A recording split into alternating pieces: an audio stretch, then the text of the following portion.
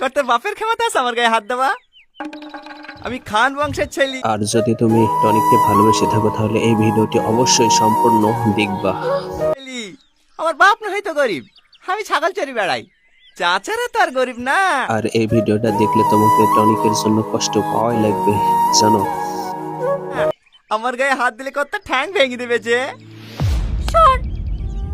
কারণ এই নাটকে টনিক সব থেকে বেশি কষ্ট পায় তার গার্লফ্রেন্ডের জন্য। কিরে চোখ টলমল করছে যে? আমার লেগে কাচ্ছে দেখিস? টনিককে যে তার গার্লফ্রেন্ড ভালোবাসে না এটাও কিন্তু না, সম্পূর্ণ ভিডিওটা দেখো বুঝতে পারবো। মুখে বলিস না তো কি হয়েছে? আমি তো জানি তুই আমাকে কতটা ভালোবাসিস। বন্ধুরা একদম ঠিক, তোমরা যা ভেবেছো তাই। তার গার্লফ্রেন্ডও টনিককে ঠিকই ভালোবাসে। তোর লাগে একটা পেয়ারা নিয়ে আসছি।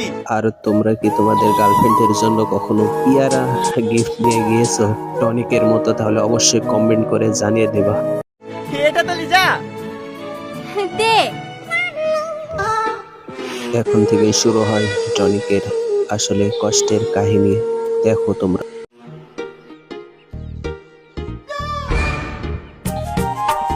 এরপর মেয়েটি এখান থেকে চলে যায় তার বাড়ির দিকে।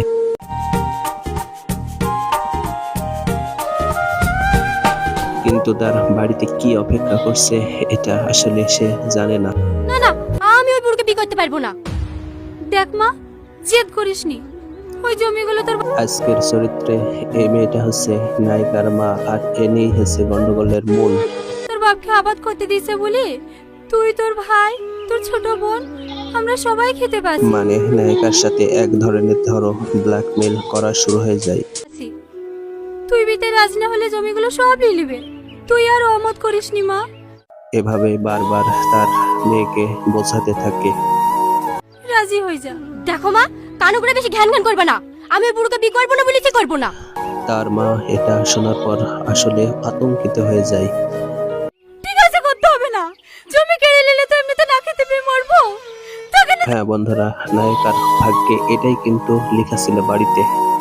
বিশ্লেষী দে, আমরা সবাই খেয়ে মরি, তারপর তো যাকে পছন্দ তাকে বিয়ে করিস।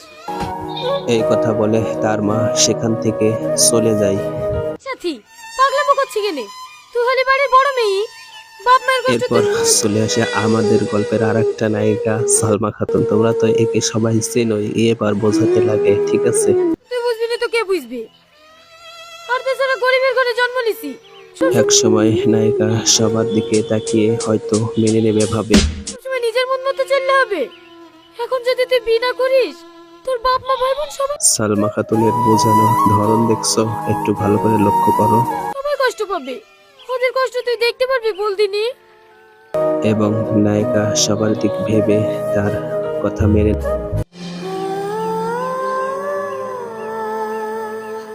এবং এই গল্পের নায়িকা এখানে সমাপ্ত করে দেয়। আর পরবর্তীতে টনিকের কি হয় এটা দেখার জন্য অবশ্যই চ্যানেলটি সাবস্ক্রাইব করে দিবা। আর যদি তোমার পরীক্ষায় ভালো রেজাল্ট করতে চাও তাও অবশ্যই সাবস্ক্রাইব করে দিবা।